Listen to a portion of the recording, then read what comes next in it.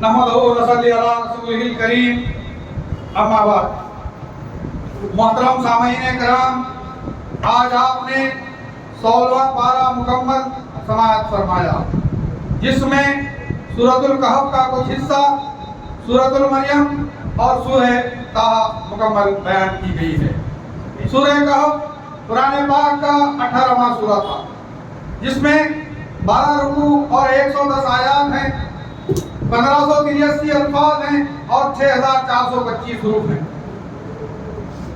ہم نے 74ویں آیت تک کل سنا تھا۔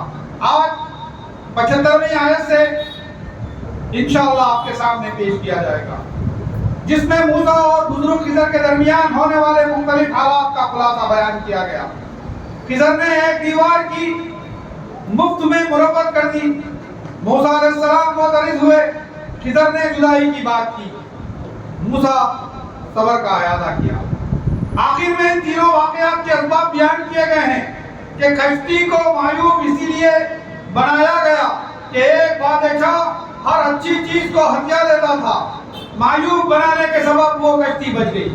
بچے کو اس لیے قتل کیا گیا کہ وہ والدین کے حق میں شقی تھا، اس کی وجہ سے اس کے والدین کفر اختیار کرنے والے تھے۔ دیوار کی مرمت حضرت خضر نے اس لیے کی کہ اس کے نیچے ایک صالح آدمی کے 2 یتیموں کا خزانہ تھا، بڑے ہو کر بچے خزانہ نکال کر استعمال کر سکیں۔ یہ سب کام اللہ ہی کے حکم سے ہوئے۔ اس واقعے میں نصیحت ہے اہل علم کے لیے، کوئی بھی آدمی کامل علم ہونے کا دعویٰ نہیں کر سکتا۔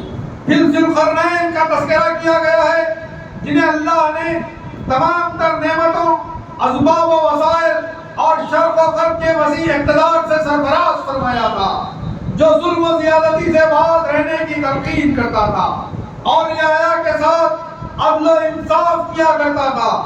لوگوں نے یاجوج و ماجوج کے ظلم و زیادتی کی شکایت کی تو اس نے لوہے کی تختیوں سے دیوار بنا کر دونوں میں تفریق کر دی، یاجوج و ماجوج کے فتنوں سے لوگ محفوظ رہ سکے۔ اس کارنامے پر ذوالقرنین نے کہا کہ یہ سب میرے رب کی رحمت اور فضل ہے، ورنہ میری چاہت ہی ہے۔ پھر ایمان لانے والوں اور عمل صالح کرنے والوں کو جنت الفردوس کی بشارت سنائی گئی ہے۔ یہ جنت کا سب سے اعلیٰ مقام ہے۔ رسول اکرم صلی اللہ علیہ وسلم نے اپنی دعاؤں میں اللہ سے اسی جنت کو مانگنے کی تلقین کی ہے۔ پھر اللہ کی تعریف بیان کی گئی ہے کہ سارے سمندروں کو سیاہی بنا دیا جائے اور اللہ کی تعریف لکھی جائے تو سمندر سوکھ جائیں گے، لیکن اللہ کی تعریف ختم نہیں ہوگی۔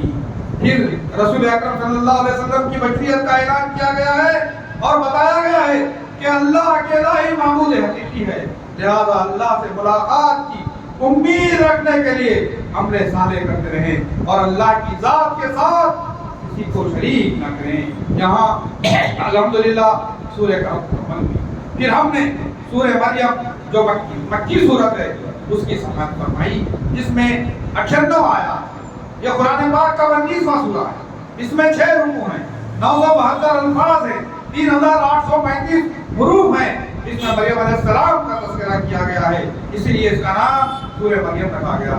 پورے قرآن میں مریم کے نام کے علاوہ کسی اور عورت کے نام کا ذکر نہیں کیا گیا۔ اسی طرح مکمل قرآن پاک میں 30 مرتبہ ان کے نام کا ذکر آیا ہے۔ یہ سورت مسلمانوں کے ہجرت حبشہ سے پہلے نازل ہوئی۔ امام احمد بن حنبل نے مسند احمد میں مسعود سے روایت نقل کی ہے کہ جب مہاجرین حبشہ میں نجاشی کے سامنے پیش ہوئے اور اس نے جعفر بن ابی طالب سے قرآن کا کچھ حصہ سنانے کو کہا تو انہوں نے اسی سورت کی ابتدائی آیات کی تلاوت کی تھی، جس سے متاثر ہو کر نجاشی اتنا اشبار ہوا کہ اس کی داڑھی آنسوؤں سے بھیگ گئی تھی۔ اس کے دربار کے دوسرے علماء نے، نصارہ نے بھی رونے لگے تھے اور نجاشی نے کہا تھا یہ کلام اور عیسیٰ جو کلام لے کر آئے تھے دونوں ایک ہی مطلب سے آئے تھے۔ پھر حضرت زکریا علیہ السلام کا واقعہ بیان کیا گیا ہے، جو بوڑھے اور لاغر ہو گئے تھے لیکن اولاد سے محروم تھے۔ وہ اللہ سے دعا کرتے ہیں کہ اے اللہ میری اور آل یعقوب کی وراثت نبوت کا سلسلہ برقرار اور جاری رکھنے کے لیے ایک اولاد عطا فرما۔ ان کی دعا کو اللہ نے قبول کیا اور اللہ نے بیٹے کی خوشخبری دی کہ اے زکریا ہم نے تم کو یحییٰ نام کا بیٹا عطا کرنا اور یہ ایسا نام ہے اس سے پہلے کسی نے سنا بھی نہیں۔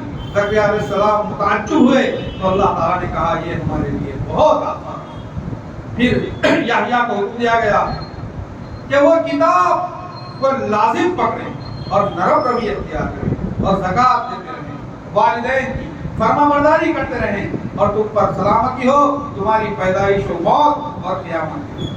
پھر مریم علیہ السلام کا تذکرہ کیا گیا ہے کہ جب اللہ کے حکم سے فرشتے ان کے پاس آئے اور انہیں لڑکے کی بشارت دی تو وہ حیران اور شزدم رہ گئی کہ بنا انسان چھوئے کے کس طرح اولاد ہوگی۔ فرشتے نے کہا یہ کام اللہ تعالیٰ کے لیے بہت آسان ہے۔ اللہ کے حکم سے وہ حاملہ ہوئی۔ اسی الہی معجزے پر وہ حیران تھی اور اپنے آپ سے کہتی کہ اس واقعے سے پہلے موت آ جاتی تو اچھا تھا، لیکن اللہ نے انہیں تسلی دی، ان کی غذا کے لیے کھجور کا درخت مہیا کر دیا، پھل ٹوٹ کر گرتے اور نوش فرما دی۔ انہیں کسی سے بات نہ کرنے اور خاموشی کا روزہ اختیار کرنے کا حکم دیا گیا۔ لوگ ان کے پاس آتے اور انہیں طعنہ دنی کرتے، وہ اپنی صفائی میں اشارہ کرتی کہ ہر سوال کا جواب اس بچے سے پوچھ لو، میرا بچہ جواب دے گا۔ پھر اسی طریقے سے آیت نمبر 32 اور 36 تک جب مریم نے اپنے بچے کی جانب اشارہ کیا تو لوگ تعجب کرنے لگے، یہ نامولود کس طرح بات کرے گا؟ نامولود بول اٹھا، لوگو میں اللہ کا بندہ ہوں، اللہ نے مجھے کتاب عطا کیا ہے اور اس نے مجھے نبی بنایا ہے، مجھے قابل احترام و مبارک ہستی بنایا ہے اور مجھے حکم دیا گیا ہے جب تک میں زندہ رہوں نماز قائم کرتا رہوں اور زکوٰۃ، اور مجھے میری ماں کے ساتھ اس نے سلوک کا حکم دیا گیا ہے۔ مجھے اللہ نے سب اور بد نصیب نہیں بنایا ہے، مجھ پر سلامتی کی سلامی ہے۔ جو میں پیدائش سے قیامت تک کے دن تک یہی پیغام عیسیٰ دے گئے جو حق اور سچ ہے۔ پھر حضرت ابراہیم علیہ السلام اور ان کی دعوت و تبلیغ کی تفصیل بتائی گئی ہے کہ انہوں نے اپنے والد کو بت پرستی سے باز رہنے کی ترغیب کی کہ وہ سننے اور دیکھتے نہیں، لہذا ان کی کیوں عبادت کرتے؟ اے ابا جان مجھے ایسا علم دیا گیا ہے جو آپ کو نہیں دیا گیا، اسی علم کی بنا پر آپ کو سیدھا راستہ بتا رہا ہوں۔ اے ابا جان شیطان کی پرستش مت کیجیے، وہ اللہ کا نافرمان ہے۔ اے ابا جان مجھے ڈر ہے کہ کہیں اللہ کا عذاب آپ کو نہ پکڑ لے۔ یہ سن کر ان کے والد نے پتھروں سے مارنے اور شہر بدلنے کی دھمکی دی۔ ابراہیم نے کہا کہ تم پر سلامتی ہو اور بتوں سے اپنی بیزارگی و برات کا اظہار کیا۔ اس اظہار بیزارگی کے بعد اللہ نے انہیں اسحاق علیہ السلام پھر موسیٰ علیہ السلام کی صفت بتائی گئی ہے کہ وہ بہت ہی مخلص تھے۔ ہم نے ان کے بھائی ہارون کو ان کا معاون بنایا۔ اسماعیل علیہ السلام کی صفت بیان کی گئی، وہ اپنے اہل و عیال کو نماز اور زکوٰۃ کا حکم دیتے تھے اور اللہ ان سے راضی تھا۔ پھر ادریس علیہ السلام کی بزرگی بیان کی گئی ہے کہ وہ بلند مقام پر تھے۔ تمام انبیاء کی شرف و منزلت اور ان کی صفات بیان کی گئی ہے کہ جب بھی ان کے سامنے اللہ تعالیٰ کی آیتیں پڑھی جاتی تو وہ اشک بھرا ہوتے اور سجدہ ریز ہو جاتے۔ پھر نسلوں کے زوال کے اسباب بیان کیے گئے ہیں کہ نیک و صالحین کے گزر جانے کے بعد ان کے جانشین نمازوں کو ضائع کر دیتے اور شہوانی خواہشات کی پیروی میں لگ جاتے۔ پھر توبہ اور عمل صالح کرنے والوں کو جنت کی بشارت سنائی گئی، اللہ کا جس کا اللہ نے ان سے پیدا کیا ہے۔ جنت لغویات سے پاک رہے گی جس کا متقین کے لیے وعدہ کیا گیا ہے۔ پھر پلسرات کا تذکرہ کیا گیا جہاں ہر ایک حاضر ہوگا، مومن و کافر کو اس پر سے گزرنا ہوگا۔ پلسرات پر ایمان رکھنا اہل سنت الجماعت کے متفق علیہ بنیادی عقائد میں سے ایک ہے۔ پلسرات جہنم کا ایک پل ہے، روز قیامت جہنم پر ایک پل نصب کیا جائے گا۔ اس عقیدے کی سچائی پر امام ابن تیمیہ رحمۃ اللہ علیہ فرماتے ہیں صراط کو جہنم پر نصب کیا جائے گا۔ صراط وہ پل ہے جو جنت اور جہنم کے درمیان واقع ہے۔ مجھے یہ بات حضرت ابو سعید خدری فرماتے ہیں مجھے یہ بات پہنچی ہے کہ پل صراط بال سے زیادہ باریک اور تلوار سے زیادہ تیز ہے۔ پھر حضرت مغیرہ بن شعبہ بیان کرتے ہیں میں نے رسول اللہ صلی اللہ علیہ وسلم کو فرماتے سنا، آپ فرماتے ہیں روز قیامت پل صراط پر مومنین کا یہ حال رہے گا کہ ان کی زبان پر صرف ایک ہی دعا جاری رہے گی کہ اے اللہ سلامتی دے، اے اللہ سلامتی دے، اے اللہ سلامتی دے۔ پھر خبر دی جا رہی ہے کہ روز قیامت ساری مخلوقات بندگی کے ساتھ اللہ تعالیٰ کے حضور فردن فردن آنے والی ہے۔ روز قیامت اللہ سبحانہ و تعالیٰ مومنین سے محبت کرے گا۔ نبی کو خبر دی گئی ہے کہ اس قرآن کو ہم نے تمہاری زبان سے آسان کر کے پیش کیا ہے تاکہ متقیوں کو آپ بشارت سنائیں اور اسی سے نافرمانوں کو ڈراتے رہیں۔ الحمدللہ یہاں سورہ مریم مکمل ہوئی، پھر آپ نے سورہ طٰہٰ مکی سورت کو سماعت فرمایا جو قرآن پاک کی 20ویں سورت ہے۔ رکوع کے اعتبار سے اس میں 8 رکوع ہیں اور 1354 الفاظ ہیں اور 5288 حروف ہیں۔ سورہ طٰہٰ اسی سورت کو سن کر حضرت عمر مسلمان ہوئے تھے۔ دارالقطنی نے عمر کے قبول اسلام کا واقعہ تفصیل سے ذکر کیا۔ نبی کو خطاب کر کے قرآن کی حقانیت بیان کی گئی ہے کہ طٰہٰ نبی اکرم صلی اللہ علیہ وسلم کا ایک نام ہے جو اللہ نے عطا فرمایا ہے۔ خبر دی گئی ہے کہ ہم نے یہ قرآن نازل فرمایا، اس میں ڈرنے والوں کے لیے نصیحت ہے۔ اللہ تعالیٰ نے اپنی صفت بیان فرمائی ہے کہ وہ اللہ جو رحمان ہے، وہ مستوی العرش ہے اور اس کی قدرت ساری مخلوقات کا احاطہ کی ہوئی ہے۔ زمین و آسمان اور زیر زمین سب خزانے اسی کے علم و قدرت میں ہیں۔ تم آہستہ یا بلند آواز سے جو بھی گفتگو کرتے ہو اسے وہ اچھی طرح جانتا ہے۔ اللہ کے علاوہ کوئی معبود نہیں، اس نے اپنے لیے بہترین ناموں کو پسند فرمایا۔ پھر حکم دیا گیا ہے کہ موسیٰ علیہ السلام کا واقعہ اللہ نے تفصیل سے بتایا ہے کہ جب وہ آگ کی تلاش میں نکلے تو وادی مقدس میں اللہ نے ان سے مخاطب ہوا اور انہیں تاج نبوت سے سرفراز کیا اور کہا میرے علاوہ کوئی معبود نہیں، صرف میری عبادت کرو، میری یاد کے لیے نماز قائم کرو۔ پھر اللہ نے انہیں 2 معجزات عطا فرمائے، لاٹھی جو اللہ کے حکم سے سانپ بن جاتی ہے اور ید بیضا چمکنے والا ہاتھ۔ پھر موسیٰ علیہ السلام کو حکم دیا گیا ہے کہ سرکش و نافرمان فرعون کے دربار میں جائیں۔ تو موسیٰ نے شرح صدر کی اور زبان کی مشکل کو ختم کرنے کی دعا کی تاکہ ان کی بات آسانی سے سمجھ میں آ سکے۔ موسیٰ نے اپنے بھائی کو معاون بنانے کی گزارش کی تاکہ ان کا حوصلہ مضبوط ہو اور تاکہ دونوں مل کر اللہ کا ذکر کثرت سے کریں۔ پھر اللہ تعالیٰ نے موسیٰ علیہ السلام پر کیے گئے احسانات کا تذکرہ کیا ہے۔ جب تمہیں صندوق میں بند کر کے دریا میں ڈال دیا گیا اور تمہارے اور میرے دشمن سے بچایا اور دشمن کے دل میں تمہاری محبت ڈالا، تمہاری پرورش ہماری نگرانی میں کیا، تم کو تمہاری ماں تک لوٹانے کا ذریعہ بنایا تاکہ تمہاری ماں کی آنکھ کی ٹھنڈک رہے۔ تم نے ایک آدمی کو قتل کیا تو اس مشکل سے ہم نے تمہیں آزاد کیا، تم مدین میں چند سال بنا لے کر واپس آئے، میں نے تمہیں خاص کیا۔ پھر حکم دیا گیا ہے اب موسیٰ کے دربار میں تم دونوں جاؤ اور اس سے نرم زبان اختیار۔ ان دونوں نے فرعون کی بربریت اور سرکشی کے خوف کا اظہار کیا تو ان کی حالت بتائی اور کہا ڈرنا نہیں، میں تمہارے ساتھ ہوں، دیکھ بھی رہا ہوں، سن بھی رہا ہوں۔ یہ دونوں فرعون کے دربار میں گئے اور اپنی رسالت کی خبر دی اور کہا بنی اسرائیل کو ہمارے ساتھ بھیج دو اور انہیں تکلیف مت دو ورنہ اللہ کا عذاب سخت ہے۔ فرعون بولا کہ تمہارا رب کون ہے؟ موسیٰ نے کہا میرا رب وہ ہے جس نے ہر چیز کو بنایا۔ سابقہ لوگوں کے متعلق پوچھا کہ ان کا معاملہ کیا ہے؟ موسیٰ نے کہا اس کا علم اللہ ہی کو ہے جو بھولتا نہیں ہے۔ اللہ تعالیٰ نے انسانیت کو خبر دی ہے کہ ہم نے تمہیں اسی مٹی سے پیدا کیا، اسی مٹی میں دفن کیا، اسی مٹی سے دوبارہ اٹھائے گا۔ پھر موسیٰ فرعون کے درمیان ہونے والے مقابلے کا تذکرہ کیا گیا۔ موسیٰ کو فرعون نے جادوگر کہہ کر مشہور کر دیا اور یہ کہتے ہوئے کہ قوم کو بتلایا کہ یہ اپنے جادو کے زور سے ہمیں اپنی زمین سے بے دخل کرنا چاہتا ہے اور قوم کو حکم دیا کہ موسیٰ کے جادو سے بچے اور موسیٰ سے مقابلہ آرائی کا ایک دن مقرر کیا۔ اس کو یوم الزینہ کہا جاتا ہے، یعنی عید کا دن جس میں خوشی منائی جاتی ہے، اور ملک کے تمام ماہر جادوگروں کو جمع کیا اور موسیٰ سے مقابلہ کیا۔ اللہ کا حکم ہوا، فرعون اور اس کے جادوگر اپنے فن میں رسوا ہوئے۔ اللہ نے موسیٰ کو کامیاب کیا۔ موسیٰ کے معجزے کو دیکھ کر جادوگر اللہ پر ایمان لے آئے۔ یہ دیکھ کر فرعون نے انہیں بدترین سزا کی دھمکی دی کہ تمہیں کھجور کے تنوں پر سولی پر چڑھا دیا جائے گا۔ پہلے ایمان نے اپنی استقامت کا اظہار کیا۔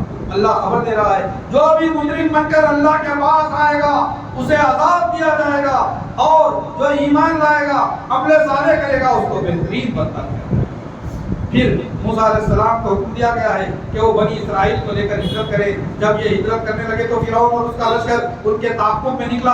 اللہ تعالیٰ نے بنی اسرائیل پر اپنے انعامات کا ذکر کیا کہ تمہیں فرعون کے عذاب سے بچایا گیا, تم پر من و سلوہ نازل کیا گیا, کھاؤ پیو اور سرکشی نہ کرو, نہ میرا غم غصہ تم پر ہوگا, نہ میں گناہوں کو معاف کرنے والا ہوں. وہ لوگ جو توبہ کرتے ہیں میں ان کی توبہ کو قبول کرتا ہوں.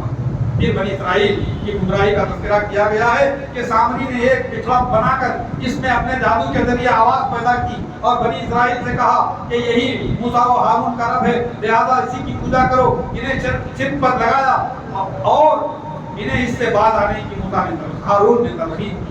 بنی اسرائیل نے موسیٰ کے انتظار میں ان کی بات کو رد کر دیا. جب موسیٰ آئے اور قوم کے شرک کو دیکھا تو ہارون پر غصہ ہوئے. ہارون نے حقیقت بیان کر دی اور بنی اسرائیل کو سامری کے شر سے بچایا اور سامری کو اللہ کے حکم سے لامساس کا مرض غائب ہو گیا. پھر نبی اکرم صلی اللہ علیہ وسلم کو خطاب کیا گیا ہے کہ ان واقعات کا مقصد آپ کو سابقہ لوگوں کی حقیقت سے آگاہ کرنا ہے, ورنہ قرآن قصے اور کہانیوں کی کتاب ہی ہے.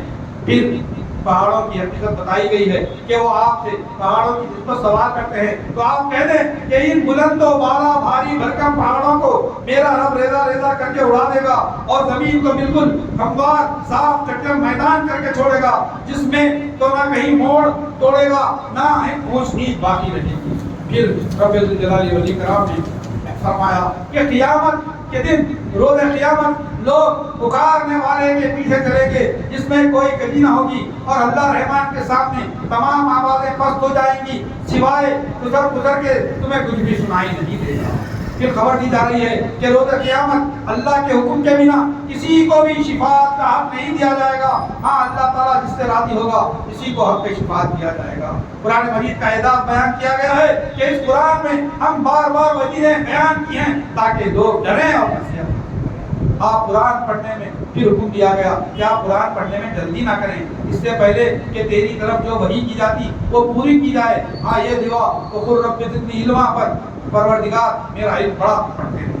پھر شیطان کی شرارت کا ذکر کیا گیا ہے جس کے سبب آدم و حوا جنت سے محروم کر دیے گئے. اس نے دونوں سے گناہ کروایا, دونوں اللہ سے معافی مانگتے ہیں. ان لوگوں کو پھر خبر دی جا رہی ہے کہ جو اللہ کی نصیحت کو بھلا دیتے ہیں اور اللہ کے احکام سے سرکشی کرتے ہیں, انہیں تنبیہ کی گئی ہے کہ ہم انہیں اندھا بنا کر اٹھائیں گے. وہ کہے گا اللہ تو نے اندھا کیوں بنایا, میں تو اندھا نہیں تھا. اللہ فرمائیں گے تو نے ہمارے احکام کو بھلا دیا, آج اسی لیے ہم تجھ کو بلا رہے ہیں. پھر رسول اکرم صلی اللہ علیہ وسلم کو حکم دیا جا رہا ہے کہ وہ مخالفین کی باتوں پر صبر کرے اور نماز کے اوقات میں نماز ادا کرتے رہیں اور صبح و شام اذکار کرتے رہیں. الحمدللہ یہاں پوری امت سے پورے اس بات سے پوری امت مسلمان. پھر ابن منذر اور طبرانی نے عبداللہ بن سلمان سلام سے روایت نقل کی ہے کہ نبی اکرم صلی اللہ علیہ وسلم کے گھرانے میں جب بھی کوئی پریشانی لاحق ہوتی تو آپ انہیں نماز پڑھنے کا حکم دیتے. پھر یہ آیت پڑھتے. امام شوکانی بیان فرماتے ہیں کہ آیت کا حصہ اس بات کی قطعی دلیل ہے کہ تقویٰ ہی تمام بھلائیوں کی جڑ ہے.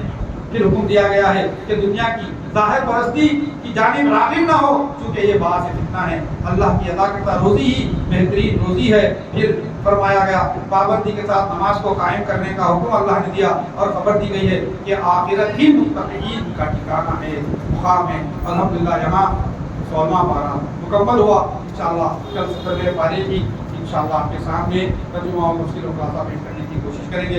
اللہ تبارک و تعالیٰ سے دعا ہے کہ اللہ تبارک و تعالیٰ ہم تمام کے گناہوں کو معاف فرما, ہم تمام کی خطاؤں کو درگزر فرما, ہمیں نفسی شرارتوں سے محفوظ فرما, ایمان و اعتقاد کے ساتھ روزے رکھنے کی توفیق عطا فرما, قرآن پاک کو پڑھنے کی توفیق عطا فرما, اس پر عمل کرنے کی توفیق عطا فرما, اللہ کی حرام کردہ چیزوں سے بچنے کی توفیق عطا فرما, حلال چیزوں سے استفادہ کرنے کی توفیق عطا فرما, ہمارے والدین کی مغفرت فرما, ہمارے گھروں میں خیر و برکت عطا فرما, ہماری اولاد بال بچوں کو سب کو ایمان پر قائم رکھ, گھر میں روزی خیر و برکت عطا فرما. اے اللہ تو ہم تمام کے تمام اپنے پچھلے گناہوں کو معاف فرما, ہم تمام کے جب تک رکھے عزت سے رکھے, ہم تمام کا خاتمہ ایمان پر فرما, اور جب دنیا سے جانے کا وقت ہے